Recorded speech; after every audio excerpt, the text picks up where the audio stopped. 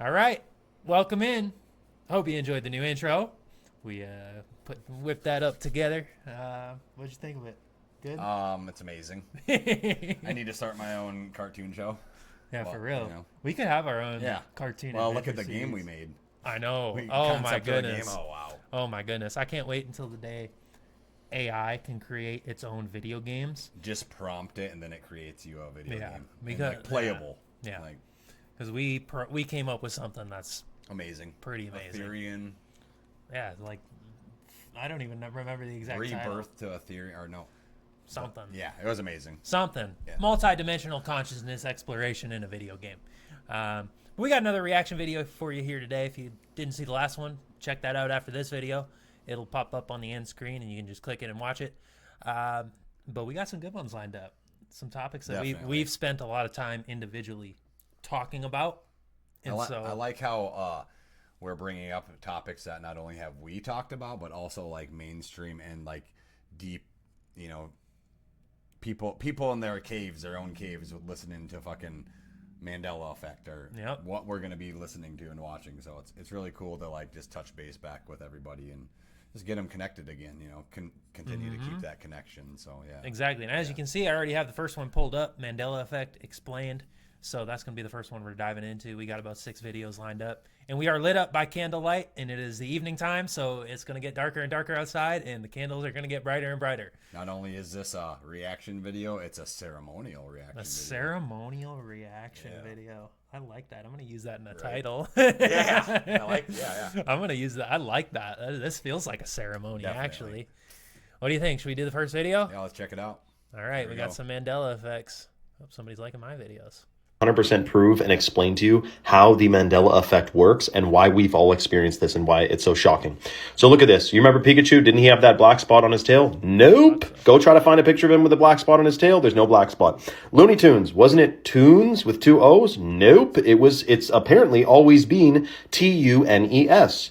Chick-fil-A? You thought that it was Chick, C-H-I-C. Nope. C-H-I-C-K. Fruit of the Loom. Wasn't there a cornucopia? Nope. Okay, why are we all collectively remembering this wrongly? And I'll tell you how it works. My brother says to me, he has an old VHS of Star Wars A New Hope when Darth Vader says, Luke, I am your father. But if you rewatch the tape, he now says, no, I am your father. He does not say, Luke, I am your father. So he said, how the hell is that possible? Because I have this tape, I remember it, and the tape never went anywhere. It's a VHS. It's not, no one changed it. I said, you got it all wrong. It's not that they went back and changed this stuff.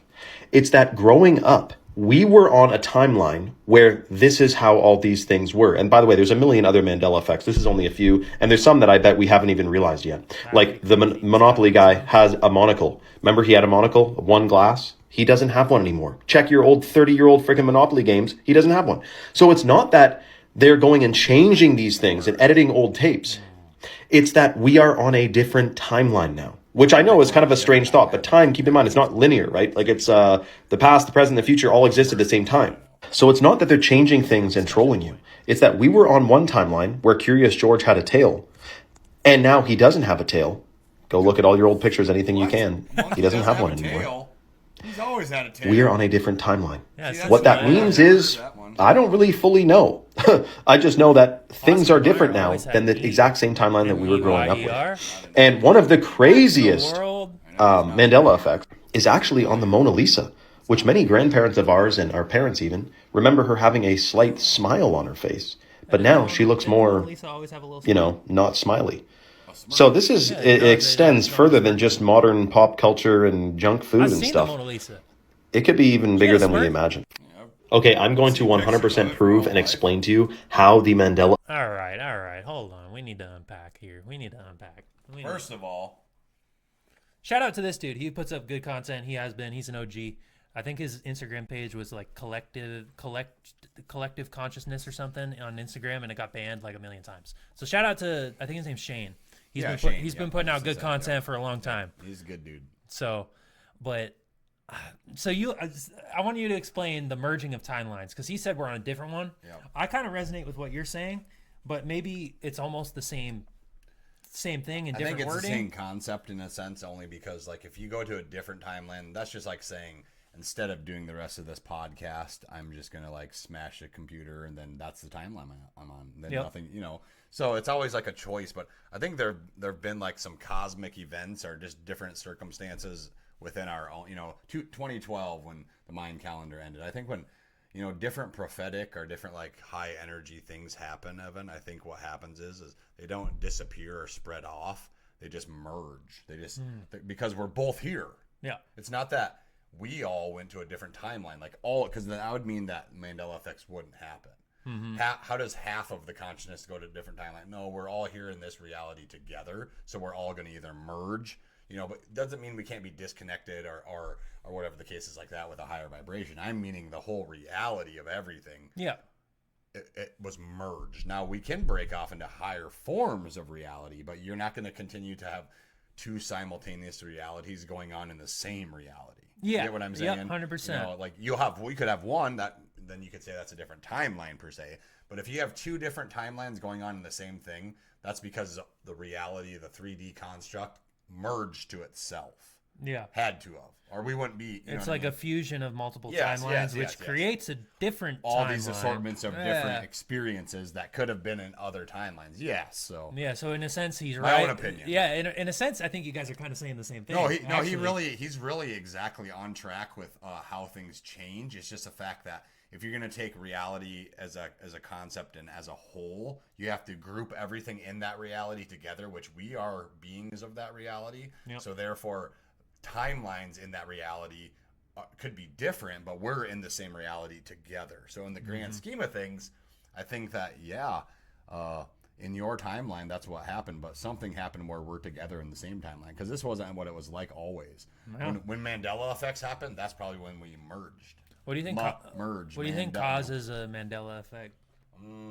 Because there's so many theories. So you could say CERN, or you could. Well, maybe that's a part of it, and that keeps it going. It's like a motor or something, But what I think personally, this is just I don't fucking know anything. This is all speculation. Anybody who claims to know the exact truth. This is me downloading shit from the sun when I sun gaze. So I might be crazy, but anyways. So the reason why I think that could happen is because look at some of the prophetic Nostradamus type of Baba Yaga ladies, like all these people, whoever it is, if it's St. Peter or like all these different prophet, like people that tell the future, or they've said in different years the world's going to end. Well, even the Book of Revelations and the Quran, all these different forms of scripture say there's dates, right? Well, what if when the date ends, a reality did end, but it was merged into ours because ours hasn't ended yet, obviously. Yep. If it ended, Well, they say 2012. That could have been. Yeah, it could have been one of them. It almost feels like we are in a different reality than pre-2012. And not saying we're not. We definitely are. I definitely noticed a shift in some aspects, and it's hard to explain exactly what that was, but it does feel like a different. But it's a different time, though. Different timeline, different way. We're just all in it together. Yeah. And so these Mandela effects, they're only going to continue to happen. And I like the point that he made. There's probably some that we don't even realize yet, which is... Well, look at how many... That's like saying, for example, you created all these candles, right? Mm-hmm. And there's only like 4 different styles of that candle. All of a sudden, there's a 5th style. But you created these, and you're like, wait a second, there's a 5th? I never created that, Yeah, but they say you did. Who knows? That's just one item. Yep. You could go for every single item in the studio here and going that way. But there's so many other different ways and concepts and... blah blah blah. It's infinite because there are collective Mandela effects. That means because there's a collective consciousness and then individual consciousness that is connected to it. That does mean there are personal Mandela effects too. So definitely, I almost would want to reflect on what are some personal Mandela effects maybe that I would have, and I don't know any off the top of my head. But I'm sure it's an interesting. You could sit back and think a little bit and be like, oh well, Setting that now that we've talked about it and set that intention, I guarantee there's gonna be some we're gonna find revelations on where that. You're gonna find something or you're gonna read of something and be like, that's not how it used to be. Right. Oh my goodness, that's very weird. Let's keep going. We're moving into a Tartaria. The lands of Tartaria. Talking about copper. Not talked about because this book is in black and white, so you guys can't see this, but a lot of these roofs are made out of copper. They're also made out of gold. They're also made out of all different types of material and brass and all these different things. And you have to think of another level of detail that would come from building like this. And also think of getting all the resources to build like this. For example, if everything is on horse and wagon, imagine how long it would take. If a person was mining some, let's say, just say some copper and whatever other materials are needed to do this, and then you have to transport that by horse and wagon to the area in which you're trying to transport it, and then we add the train too, but then from the train on the horse and wagon to the city, think about that. I mean, this doesn't make any sense. When you look at Chicago now, and then you look at these books, and you see 1893 Chicago, oh, here's a good one too. View of Electricity, Mining, and Administration Building in Chicago as well. Hey, Plant-Based Ben, my Chicago friend. We're showing Chicago 1893 right now. That's what it looked like. Just absolutely remarkable. What's fascinating is if they had this much electricity, how do we talk about scarcity of how we're running out of electricity or energy? When look at the mag. And the other thing that's not. The video cuts a little short, but that's all right. The buildings on the Tartaria for me is a big, that was kind of an eye-opener when I really started thinking about those types of buildings. And, there was we're in South Dakota, there was a good image of Sioux City. It was in the 1890s around World's Fair type of times. And it looked beautiful. They had similar buildings to that in Chicago. It was a beautiful city. And no offense to Sioux City now, I think it's kind of a dump, to be honest. They don't have most of those old Tartaria buildings, but it's almost like they've demolished all of these buildings. Think about it this way. You know what Mitchell has, right?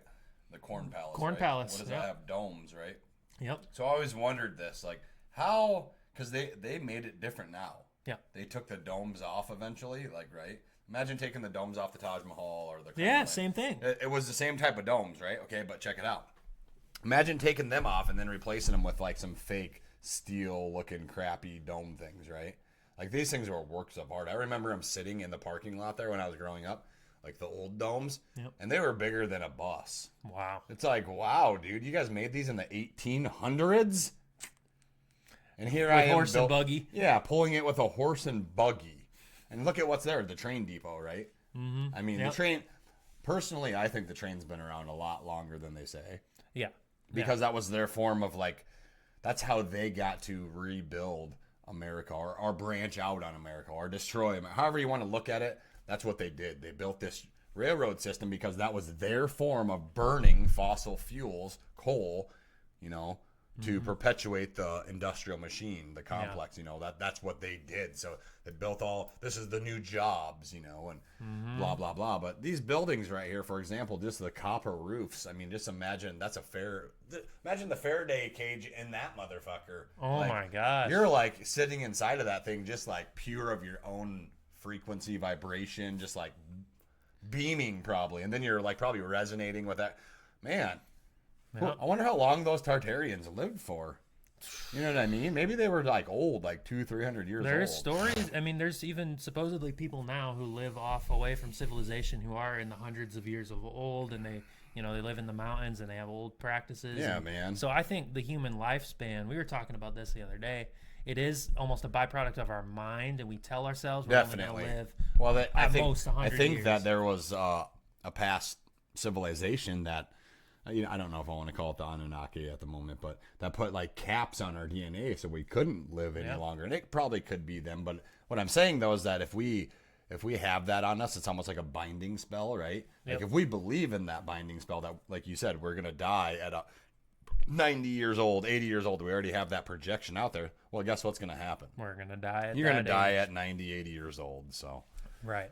Let's keep looking at. We have another Tartaria video. So this one's a good one too. We'll kind of in 1 minute build off the conversation we're kind of already having here. Yeah. Yep. We're already living in a post-apocalyptic landscape, and that Armageddon has already happened. And the finest architecture that we see today is just the remains from before that apocalypse.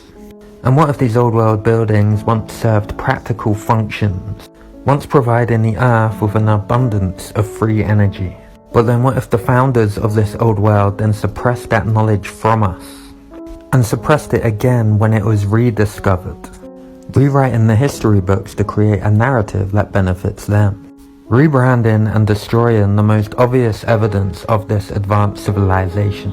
via controlled demolitions and orchestrated wars, thus creating the naive and obedient population of today, who are unaware of where they came from or the timeline they're even in, foolishly believing that we are the pinnacle of humanity, not realizing how far we've fallen.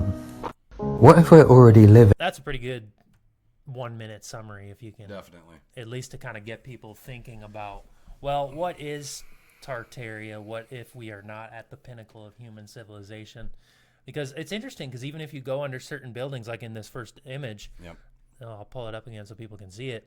Like all throughout even America, like I think even the White House, I think there's certain like memorials and buildings in Washington, All D.C., over. for example, that they have more stories underground. All over in Pennsylvania, New York, Underground. Massachusetts, all the Yeah. main state capitol buildings, they're all, What is it? Grand Central Station, Central New York. Station, yep. They have like the building itself goes further yeah, underground. like 5 stories. or Yeah, something so it's that. like, all right, so why would any architect, you're an architect, Yeah, and you wouldn't build why it would that you way build ever. it You that would- way? Unless you were building a bunker of some sorts. But then why would you decorate the outside of the building down Right. there? You wouldn't. It would just be solid. So Right. And, Yeah, and definitely. Tartaria has the whole theory of the mud flood and reset, and that, they flooded out the world. The mud flood is literally just the flood in the sense that if you flood something and the waters recede, there's going to be mud left underneath that because the water washed it in, Yep. So the mud flood is the flood.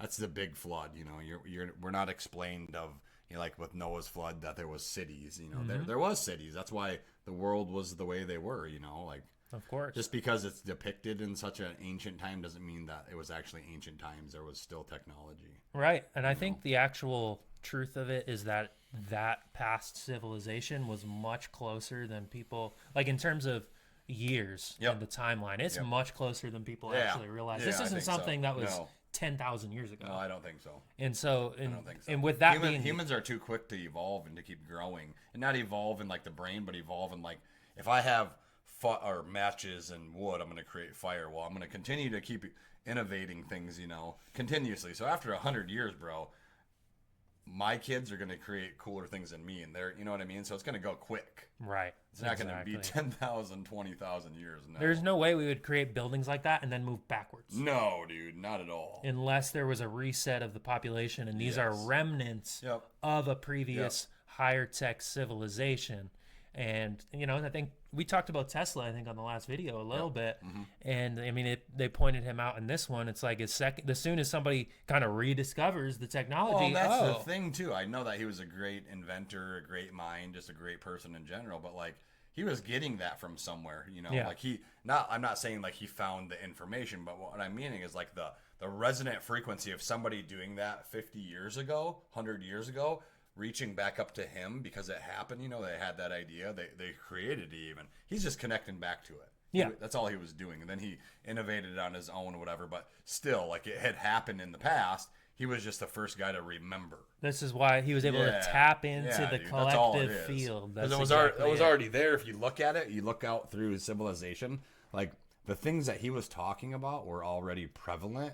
They just don't want to talk about them. Yeah. So what if this, for example, what if there was already like those technologies and that's one of the things they hide from us is the fact that he was tapping into the things that were there already and just expanding on them, right? And then they're trying to get rid of those already, and then they got rid of him too. You see what I'm saying? Like the bells and how the cathedrals are built and the pipe organs and all that stuff. Like that was like he had nothing to do with that stuff, but yet that was still there. Yep. See what I'm saying? So maybe he got an idea from something. Maybe he heard a bell ring and he's like, wait a second, I don't know. Yeah. Who knows? But just saying, like, Tesla was a great man, great person, great inventor, but also there was already technologies. Right. He didn't discover it necessarily. no. He just he remembered. Yep. I think that's the right word. Yeah, he remembered. Yeah. Well, let's keep rolling. I don't remember what the next one is. Oh yeah, Billy Carson. A little Billy Carson action here. Shout out to Billy Carson. Come on our podcast. Please. Cross information about the Anunnaki. That's the name of the beings that, according to the ancient texts, came from heaven to earth. In the Egyptian culture, they call them the Naturu, and they said they came to earth and turned mud into a kingdom. In the Bible, they call them the Anunnaki. They have these names in all different cultures. They all show up around the same time in every culture. And I started finding more instances of them in every culture I looked into around the same time period. And I go, these people really came here at some point in the distant past. It seems to be now around 450,000 years ago they arrived. And about 200,000 years ago, according to the text, not me, they started genetically tinkering with human beings, saying they were adding their essence to them to get us to do the labor for them. So around 200,000 years ago, they started tinkering with us, and there's a famous cylinder scroll and with some text at the British Museum with Isis, the goddess Isis, who was one of the original Sumerian pantheon, not Egyptian, Sumerian, and she's holding up a baby, and she says, the first Adamu, which means first man, my hands have created it. I came across information. Now, he says 200,000 years ago. Do you think it was 200,000 years ago? I mean, that's probably a better guess than what I could guess. Yeah, I would think To so. be honest. Well, and here's the thing. Well, let's say a reset. Do they have to kind of continue to come back and what? Just the whole timeline. Well, even the Anunnaki story, they say that we were their seventh try. Okay. So they tried 6 other times before. So who's to say 200,000 years ago is when they started the first, and then Right. the second, and then the third, and then finally they got to us, and then, you know what I mean? Yep. 20,000 years ago we were created. I don't know. Right. What I do know is a lot of the things that he talks upon are they have their own receipts. You can go look at this stuff yourself. You can go do your own research, and all he did was just do his own research and then put it together. Yeah, he's looking at the Yeah, actual. he goes there. He's looking at the primary sources. Yeah, man, he goes there. He puts the energy and time into it. So hats off to him, you know. But that's why I tend to agree with a lot of things he says. Not only because I've done a lot of my own research, but also because I see him putting that work and effort into it. And I'm like, Yep. you know, you're I don't want to say scholar, but you're He is. you know, you know this stuff. He's I know you know this stuff because the things I know correlate with the things that you're talking about, and then you keep adding to it, and then I'll go back and check it my own self, and it's true. Yep. So What I do like because I was education and history major in college, right? And then you learn a lot about primary sources and trusting primary source material from the time period, so you can go back and get a direct, this is direct knowledge This is from direct the knowledge civilization. yeah. And what he's doing is he's accessing primary source material from these civilizations, and then people that want to. anybody at that time would have known. Yeah, and then people want to question it, but it's look at what they're saying. How do you question the fossil fucking manuscripts over there? Yeah. That have literally been carbon dated, and then other different types of manuscripts that are older or newer. I mean, coincide with that older. It's come on, the proof's right here. You're just trying to make excuses. That's all. To have multiple civilizations across the world tell similar stories Or about build the a same similar being. object. Just Right. all of it. How it all. Yeah, there's no such thing as a coincidence. No, you're not going to fool me. I'm not going to believe that because I already see it over here in Brazil and you're over here in Africa. So Right. if the shit's the same, I'm going to tend to believe that the story's about the same too. That's exactly right. Yep. Let's go to our, what do we got next? Oh, Oh, CE5. all right, we're going to move a little into CE5. Nice. Love it. Shout out to Dr. Stephen Greer. That is correct. Come on our podcast. You too, sir. Yep.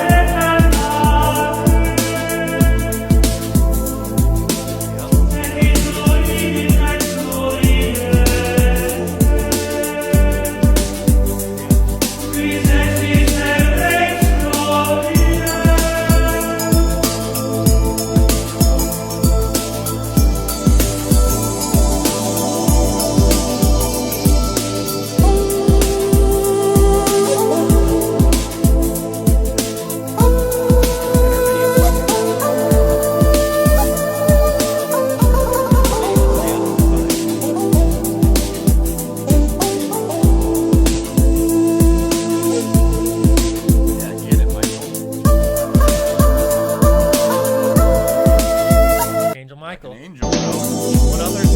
What other things reminds you of a glowing orb in the sky? An angel. And I'm not Christian. I'm not but it doesn't mean I don't believe in angels. I mean, Right. Yeah. So what I just want to say before we unpack this is that not only did I get turned on to CE5 and Dr. Stephen Greer probably when he went public with it, but also even before that it was probably back in 2016, 15 when he put out this documentary about this little Martian being thing he took to the college and had him, do tests on it and whatnot. But that's when I became aware of him, over 10 years ago. It's been easily. So just being outside normally living in South Dakota, but then like thinking that way, the things that he, was speaking on, it really opened my consciousness. So, and then look at the things that we've gone through together and we've seen just separately together. I mean, whatever. Like it's one thing to hear about the accounts of other people and like watch his documentaries and then hear the testimonials. That's amazing. And it's like, wow, there's something to this. But then to go outside and put it into practice and have immediate results. Mind blowing. It's mind blowing. It kind of shatters your... it's scary. It's all the things. It's mind blowing, shattering, scary, awesome, amazing, loving. I mean, you're flooded with every emotion because you don't know. And it's all right to not know. Yes, it is. That's the beauty because of it. The more you connect to it, the more you feel it rather than know it, and it feels right. Exactly. You know what I mean? Exactly. There's been a few times where we've been like, I don't know, that was a little fishy, but 9 times out of 10, they're amazing connections, amazing sights, amazing, whatever you want to call it. It's just awesome. And we have thousands of them every summer here, during the spring and fall and winter months too. But summertime, obviously, we can sit outside all day and all night. So yeah. And I think there's a lot of people I see in certain spiritual circles. They like almost they'll try and label aliens as like demons or this or that. And I think all that we're looking at, if you want to go up into the sky and summon demons, you can.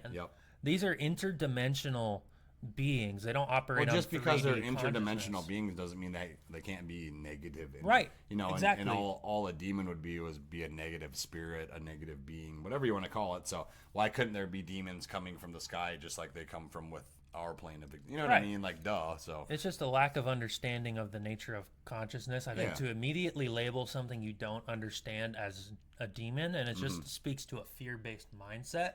Because if we're going out there and we're opening our hearts to one of the things Stephen Greer talks about is like opening your heart to collective consciousness and like a collective, like a unity consciousness between ourselves and higher dimensional beings. And when you put that conscious intent out there, you're not going to be met with demons. No, because that's not what's out there. That's not the energy of a demon. No, that's not what's out there. No, you're gonna go to like.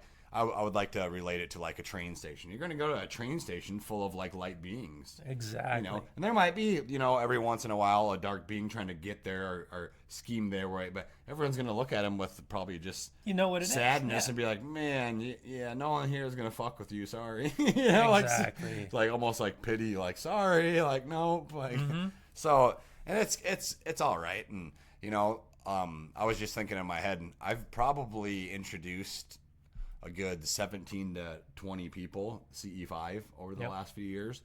And out of those 17 and 20 people, probably more, I don't know. But what I'm getting at is the fact that every single one of them have had their own experience. Profound experience or experiences. And they continue to this day. So that's what's so beautiful about it. I'm going to continue to grow on it. We're gonna get out and reach out to Dr. Stephen Greer and get out to one of his little gatherings, or maybe we can get him on the podcast, whatever, but it's going to be cool. Continue to keep going. Absolutely. That's the beauty. I hear my wife outside. Oh, welcome her in. I know. I'm going to see. You want me to do the next video? The next video, yeah. All right. Oh, no. This one is one that we found together earlier, but I want everybody to pay attention to the guy's voice. Vários ministérios da máquina pública. E ao mesmo tempo, nós não vamos parar por aí. Já estão encomendados. Okay. Demon guy. Já estão encomendados estudos para eliminar. I want everybody to go back and look at Juan's reaction right there. Encomendados. He pops up like, what was that? E ao mesmo tempo, nós não vamos parar por aí. Já estão encomendados. Whoa, way. Unbelievable. Anyone else hear that? Unbelievable. And the next video we have kind of plays into it, and Yeah, I think let's it'll feed into a greater discussion about this sort of phenomenon. Yep. This is the I'm not even going to say the company name because I don't want to get flagged for something. This announcement, we are Everybody making knows this who dream he is. reality. Look at his Many of your medicines we know from the COVID vaccine, very effective, very welcome. The logistics around that vaccine were not straightforward because of the new technology.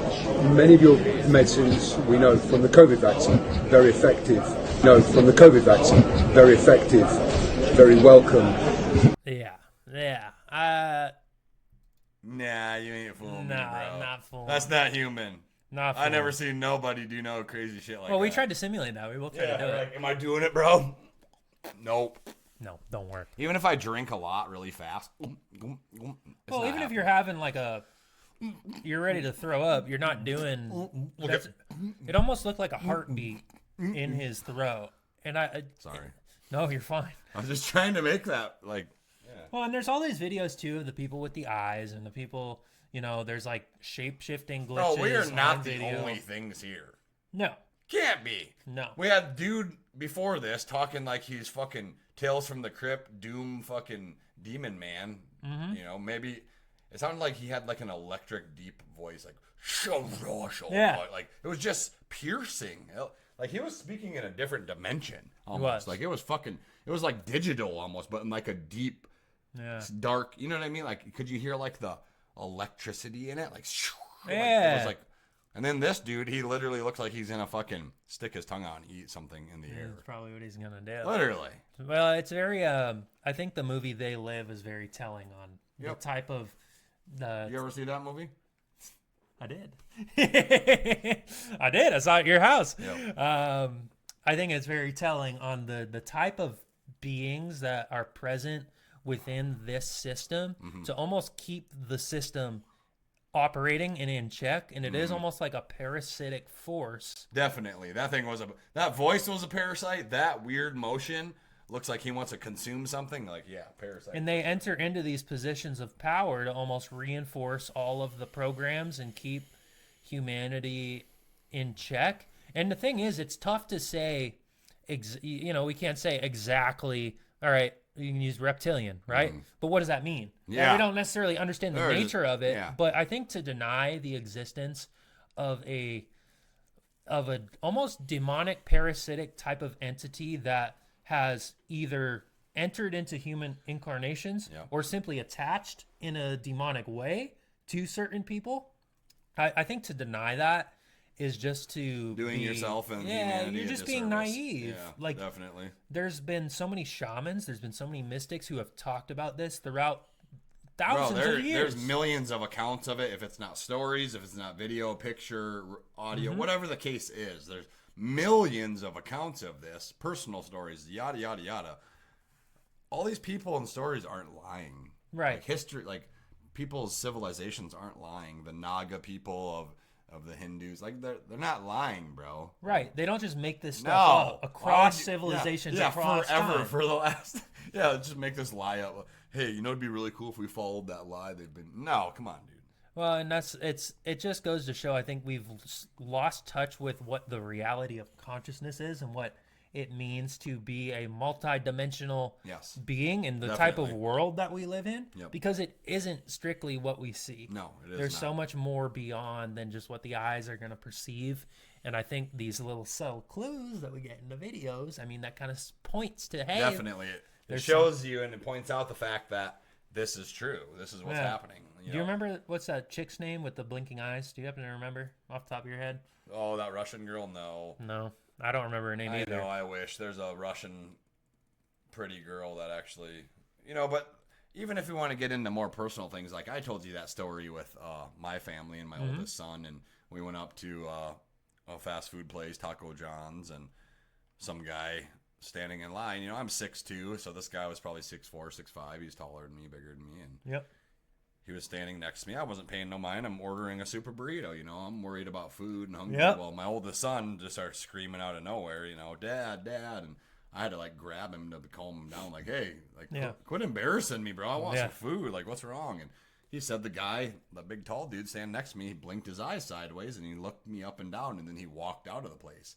Well, I noticed a dude ordering food next to me. Then I did notice him walk out of the building. So I'm like, After he ordered food. I don't even think he ordered. Oh, he just standing I think there. he was in the middle of order or getting his order. I don't know. Okay. Point being, though, is I watched this guy walk out of the establishment. Then he got into his vehicle. I got this weird, like, defensive feeling, like I needed to follow him out for some reason. I don't even know why. I walked to the end of the building and looked out the window and looked at his license plate. He was from Colorado, and he kind of just got out of there in a hurry. And we got our food, and I talked to Son about it. And, you know, about 10 minutes later, he walks back in, and he sits down with what I presume to be his daughter, and she's eating, and he kind of just was on his phone or whatever. And they get up and leave before us again because she's done eating. And I quickly jump up just again and walk back there. And he had taken his license plates off of his vehicle. He left. So crazy. It's so weird. I don't know why. I don't know if he thought I was like the reptilian police or something, you know, or what. I don't know. But he did. That's a true story, bro. You know. Yeah. So just that, me having that, and I've had other accounts too, but just that one right there. Imagine if even 1/10 of the population had one similar. Had an Look at experience. how many experiences that would be. Yeah. 1/10 of 8 billion people is what? I don't even know. Close to a billion. Not quite a billion, but 800 close. million accounts? Yeah. That's Right. crazy. 800 million accounts, and you think they're all lying? Fuck. No, exactly. Count to 800 million once. See how long that takes you. That's how many people said they've seen a reptilian. You know what I mean? Mm-hmm. So come on. There's countless stories of people seeing it, and I think Yeah. to deny people's lived experience, Is to deny your own lived experience, right? basically. Right. If you want to sum it Just down to because that. you're afraid and don't understand. Yep. And so, I mean, I've never consciously encountered a reptilian in a sense. I'm sure I've come across them. Yeah, of course but you have. I understand that there is more than that than I can perceive. Yep. And to deny that aspect of reality, because I trust a lot of the people who are talking about this. I trust you. I trust your stories. You've talked to David Icke before. I've had David Icke on my podcast. Yeah, man. So, He's I one of mean, the ones there who you brought go. this theory more Yeah. to light and So, almost revived Of some course of the you old. believe that stuff. Yeah. You know, who am I to deny this? Yep. You know, I and get I it. think it actually, based on my understanding of consciousness, which I'm sure in some aspects is limited. I don't know everything, but it makes sense. You know? Definitely, it makes sense. So- I agree. Yeah. Well, that's all the videos that we got. That was pretty awesome. That's That was pretty a great. sweet. That was a great reaction video. Check us out. Fifth Dimension, baby. Let's go. Subscribe. There's going to be more reaction videos coming your way. Lots. More podcasts. Lots of good stuff. Tarot readings. All that good stuff. What I wanted to say real quick is we are in the works of trying to get another reactor that does reaction videos to come on a podcast, and I think that we'll do a podcast reaction video with them. That'd be sweet. So not only will that reach his audience, our audience will reach his. You know, Yep. great connection. Great Shared network. reaction Yeah, videos, Yep. I think, are in the Yep. near future. Definitely. So, All right. Right on, dude. hell yeah, bro. All right. We'll see everybody on the next video. See you later. Love you.